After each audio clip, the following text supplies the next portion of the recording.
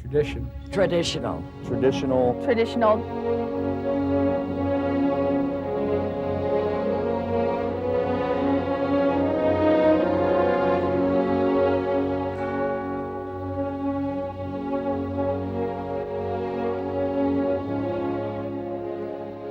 Travel with us today to a classic small town in America and experience the role of traditional values. Today we will spend time with high school students, business people, tourists, volunteers, and people involved in the correction system, plus the people they interact with every day in the place where they live and work, in Pennsylvania. Young people everywhere have certain things in common. Listen to one from a traditional lifestyle to experience what her everyday life is like.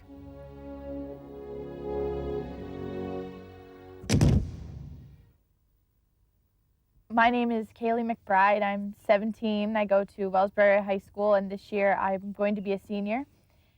I play softball in the spring and in the summer, but this summer we don't have a softball team because of lack of interest and not enough girls signed up to play. So tomorrow I'm leaving for softball camp at Penn State University, and I'll be spending 5 days there practicing and training for next year. And in the fall, I don't really do anything. I'm in band, but I'm not going to do it next year. Just going to support the football team and watch my brother play. And I might play tennis, but I'm not sure yet. And then in the winter, I ski. I'm a certified ski instructor at Denton Hill, and this is going to be my 4th year working there. And my 2nd year, I took this 2-day training course to be professionally certified, and it was 2 days long, and it was an intense workout, and they just checked you on all your skills and your teaching skills and your skiing skills, and I passed that. So I have this little pin now, and I'm professional. Then in the spring, it's softball season, and I played varsity this year and JV the past 2 years, and usually I play on 2 teams. We have the high school team and then the regular, it's like a little league season, and I play for that. And last year we won districts. So this year for the Laurel Festival Parade, we're going to be having a float in the parade, and I'll be on that today. And it's traditional that our high school band goes first in the parade. It's something that has always happened. We always go first, and the middle school band follows us.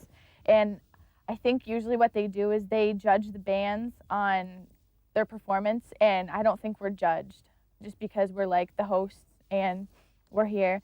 So they don't judge us. And the parade, it starts at 2, and it usually lasts for about a good 2 hours. And that goes on, and that starts at the high school and goes all the way down to the hospital. So this year, I'll be marching in the band and then coming back up and riding down on our softball float. So that'll be fun. I play softball in the spring. Softball is an easier form of baseball, usually for children or women. And I played varsity this year and JV the past 2 years. Varsity is the first team for a school, the older people, and JV, junior varsity, is for the younger team, the second team in a school.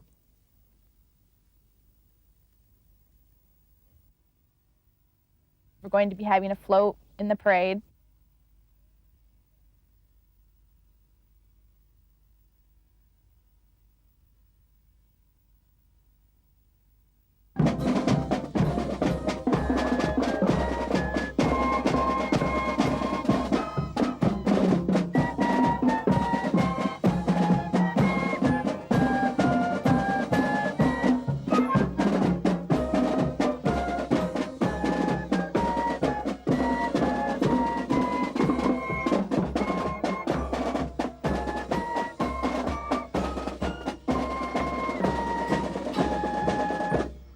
Musicians are performers. That's what we do. We do perform. So enjoy the day.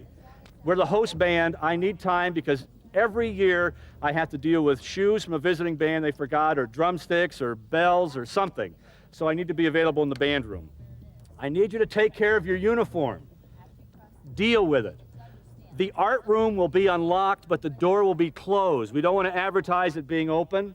So the first one up will determine where the pile begins, the pants on the left, the sashes on the second row, and the swords on a counter, please, if you will. Music in the red tub in the band room. And I'm very proud of you. You always sound good. I've had people already tell me, boy, your band always sounds good. Let's put the look good into it now. Keep the spacing good. All righty, please go change. I would like you to be out where you would be, out by the tennis courts, by 1:45. By 1:45. By 1:45. Americans say time differently, quarter of.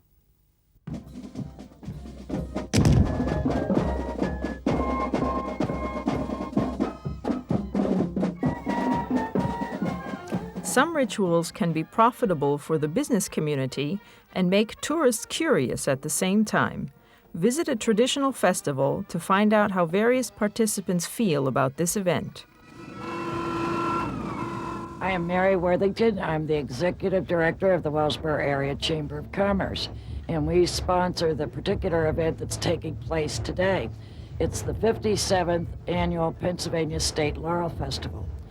This festival started in 1938 as a promotion for this community. In Pennsylvania, tourism is the second largest industry. That is true also for Wellsboro and Tioga County. We're very dependent on the dollars that we realize from the tourists coming to visit this area. We have found that events in particular are a good way to introduce people to the things we have to see and do here. And so we have scheduled probably 7 events just from this office alone. And other communities also conduct events. The Laurel Festival is a 1-week-long event. The beginning of the week, fairly quiet, low-key. The final weekend, and that's always the 3rd weekend in June, the major events take place, beginning with over 100 arts and crafts, vendors on the green, food concessions. It is traditional for us to work 21 days straight through these 2 events that run back to back. The beginning of the week, fairly quiet, low-key. Low-key is a phrase that's the opposite of overdone, when something is quiet. Arts and crafts, vendors on the green. Vendor is a person who sells goods, also vending machines. Roll on the ground, boys, roll on the ground. Eat soda crackers and roll on the ground. Work on the railroad, $1 a day. Eat soda crackers, wind blown away. Roll on the ground, boys, roll on the ground. Eat soda crackers and roll on the ground.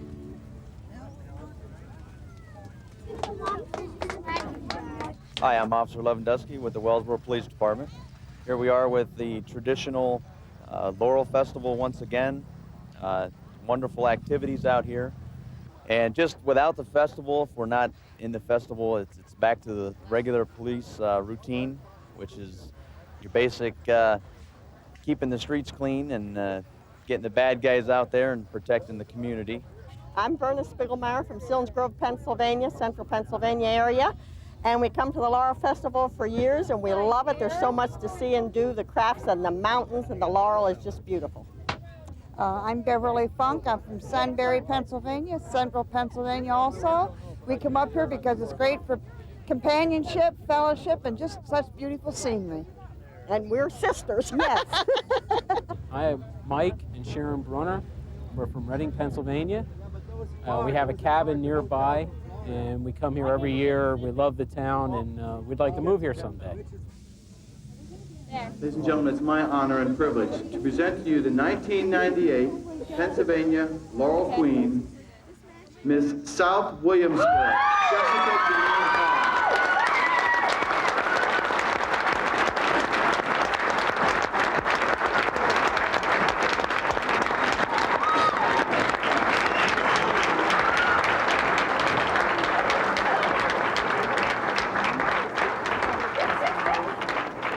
Hello, my name's Jessica Hall. I, 5 minutes ago, just won the Laurel Queen of Pennsylvania. I'm still in shock, so I don't know quite what to say, but this was an incredible experience. I've never been in a town where people have so much pride and so much, everyone was so nice. It was unreal to me how nice everyone was. And I met so many neat people. The first hour, all of us girls got together. We were all kind of fake and not ourselves. Within 2 hours, in all honesty, I made some best friends. I think I will definitely keep in touch with some of the people I've made for the rest of my life.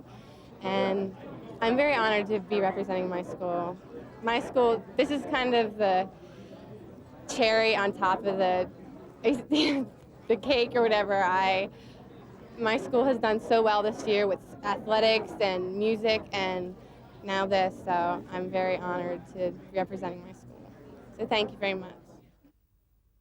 This is kind of the cherry on top of This is the phrase that you use to talk about something good that happens after something else good has happened.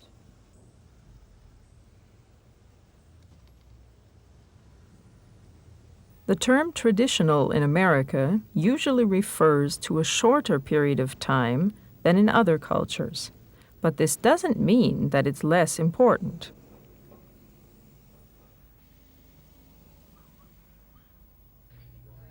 A diner is a traditional style of restaurant that has existed for less than 50 years, but is already considered a classic. Originally made from railway cars, these small places to eat became very popular in the 1950s and are still serving hungry people good home-style cooking today.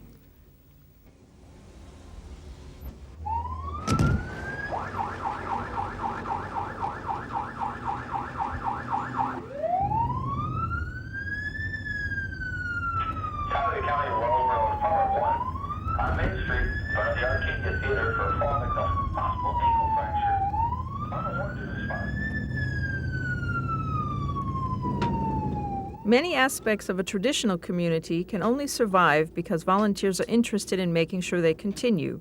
Spend time with various people to find out why they volunteer. How old are you? Any better? Okay, I'm going to take your blood pressure, and then we'll be on our way to the hospital here in a minute. You're going to feel this tighten up on your arm. Okay, Ryan, we got a blood pressure of 132/65 with a pulse of 105. Respirations are 20. I'm a volunteer emergency medical technician with our all-volunteer Wellsboro Ambulance Association. I was working my regular job. I work with the environmental protection government with the state and happened to be in Wellsboro when this young lady tripped on the sidewalk and broke her ankle. Since I was available at that time, I, with some other people from our department, made this ambulance call and picked her up in front of the local theater. We applied a splint to her leg, and I'm taking her blood pressure, getting past medical history, such as things like, is she allergic to any medications, is she taking any medications, her last meal, things like that to determine if there might be any problems with her. Then we'll be taking her to the hospital. We'll give our report to the nurses and the doctors at the hospital so that they can take proper care of her. When we're done here with this ambulance call, I will then return to my regular job. I might get to go to lunch today if I have time, but trying to balance volunteerism with our regular job is sometimes pretty difficult. The night before, we had made a couple of ambulance calls. I got about 4 hours of sleep. After those 4 hours of sleep, I ended up taking a transfer to another hospital about 50 miles away. When I came back, I was supposed to go to a barbecue with my family, and I ended up going to bed last night about 11 o'clock, and after 5 hours of sleep, getting up and going to work again. And that's pretty typical of a volunteer with an ambulance service in the United States.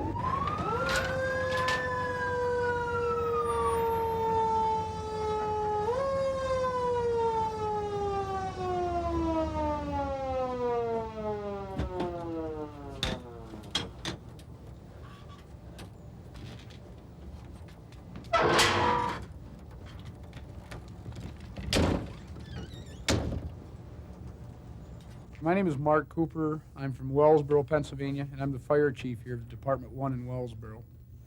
What we do here mainly is rescue and fire.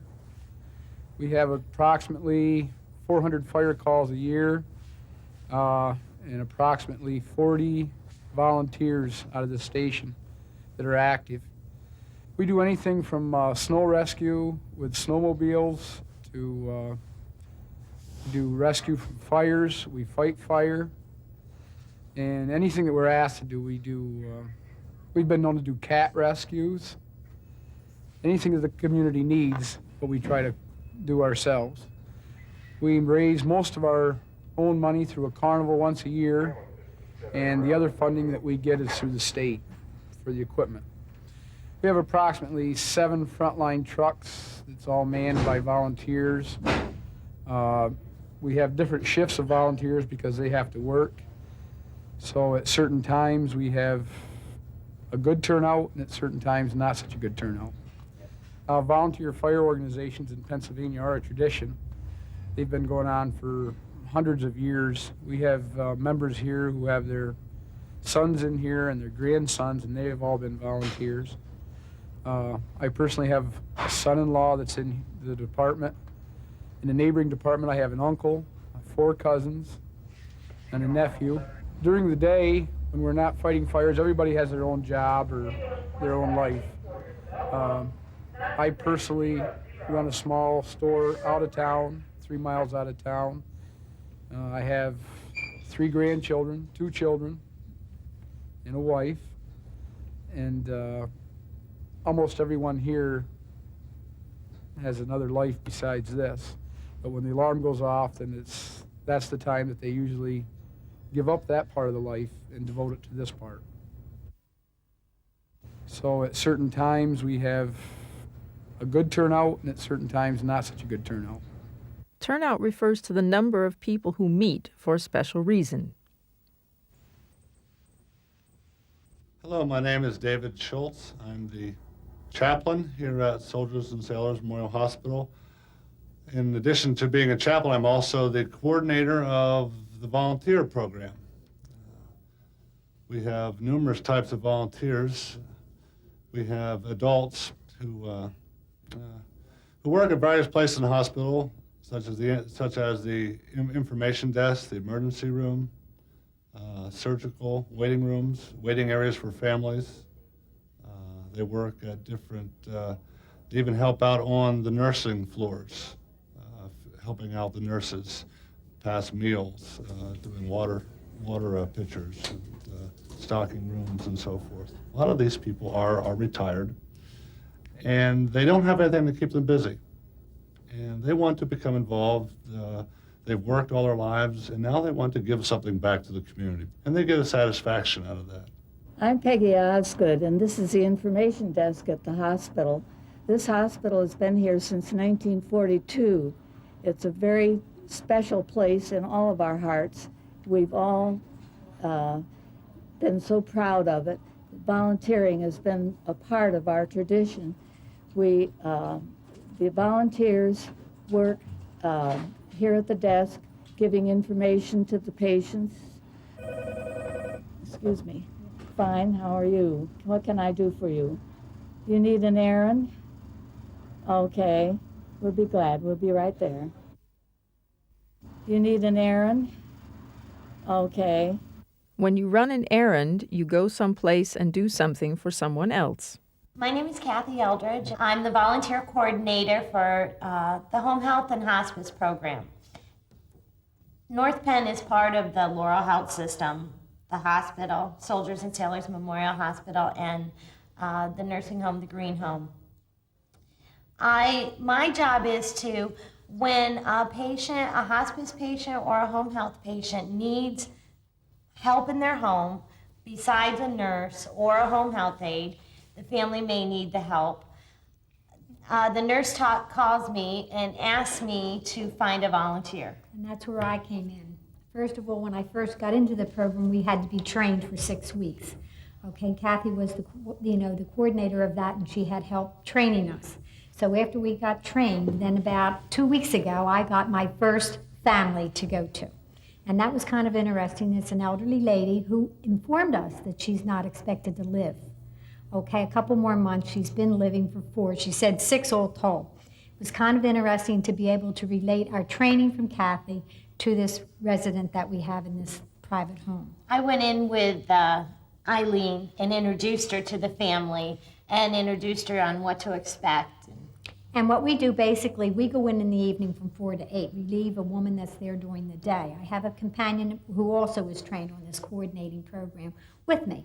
And all we do is basically, if she has to have a drink of water or if she wants to eat, we help her eat, take her to the bathroom. She, fortunately for us, is very able to get up with a little care herself, take herself to the bathroom, and we make coffee. And as we were there the second day, she said, I asked her what she would like to do maybe. Is there something she would like to do? She told me she'd like to go to our casino. Now, I'm sure you have casinos in Germany too. I'm not sure on that, but here that's where you go and you put quarters in the slot machine and try and win money. So that, we're going to coordinate that with her family in hopes we'll be able to make her wish. I'm Beulah Palmer. I happen to be a retired nurse, but it's certainly not a necessity for the kind of work that we're doing. I got into the program about 8 years ago after my husband died after a long illness. I was his caretaker at home, and I really felt the need for someone to come in and just give us a little change once in a while and give me a chance to go get my hair done or whatever needed to be done. So I volunteered, and we had a very good training program. And I've had quite a variety of clients that I visited, and I've enjoyed them all. One of the strangest requests that I've had was that I was to take the dog out at the appropriate time and see that he was ready to come back in before I came back in with him. I've done that also. Yes. So we have some unusual things that we do sometime, but it's very interesting work and very rewarding. And it's an elderly lady who informed us that she's not expected to live. Elderly is a polite word used in the place of old. I was his caretaker at home. A caretaker is someone like a nurse who helps a sick person at their home. The American judicial system has not only traditional aspects, but very modern ones as well. Find out about opportunities provided in a county prison nowadays. My name is Ralph Humans. I'm the warden here at Tioga County Prison. That's a rural prison in a rural community in north central Pennsylvania. This prison is designed to hold about 72 inmates. I have a staff of 38 officers. And when we first moved here to this facility, I invited Mansfield State University to provide some GED programs for our inmates. They obliged that request, and we do receive some grants to provide the inmates with some education. I believe that we have a responsibility of care, custody, and control of inmates. And one of those responsibilities is to try to correct the inmate and to steer them in the right direction. And of course, an education is one way of doing that. To provide some GED programs for our inmates. This is a chance for people who didn't finish high school to get a diploma. We have a responsibility of care, custody, and control of inmates. When you have custody over something, you have control and care for them. I'm a retired school math teacher, and I have time, and I'm willing to come over and help. Yeah, I'd appreciate that because we're going over math, and so far the part that I can't understand very well is the ratio and proportions of a problem. Mm-hmm. If it's written out in like a written problem, Yes. I have a hard time understanding where I'm supposed to put my numbers. How many times a week would you like to have me come over to help you? Well, that would all depend on your schedule. I have a lot of time here. You have a lot of time here. Yes. What is your goal as you go through this math, and why do you want to continue to study? I think it's important for both of us to think about that. Well, by trade, I'm a carpenter. Yes. And in the carpentry business, math is real important. Yes. And not knowing math the way I should, I kind of adapted my own way of doing things. Mm-hmm. And it doesn't always work.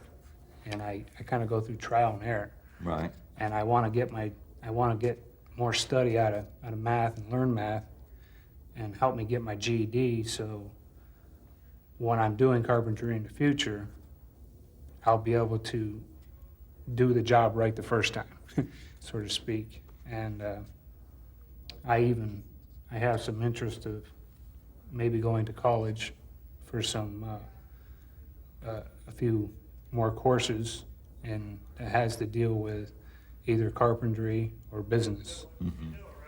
And since I've started taking the GED with Mrs. Kennedy, it's like learning is fun. You know, this is today's world, and most of our students in our classes have got to make some giant steps forward to get into, you know, a high school education today. And when we get the GED test, we want them to have that kind of a feeling that they're just as sharp as the young kids are. I hope that for myself someday, but I don't know if I'll get there. Well, that's true. Some of them really pick up on the computer. Like I had a student that the actual book learning, he didn't like at all. I mean, he just hated the typical going through the book, doing the math, doing the English, and yet you put him on the computer and he ate that right up. He knew how to do word processing and do a lot of things on the computer that really surprised me. So apparently that was his, if we could make something useful for him on the computer where he would work on his math, and like she had programs. Right. What we did in the classroom, we had a computer lady come in, and she would work on computer assisted education, where they put the disc in, and they worked on their reading, and they worked on their math. Yeah. And that helped him. I kind of go through trial and error. This is a term you often hear for people who try to do something again and again until they're successful. And he ate that right up. This has nothing to do with food. If you eat something up, you really, really like it.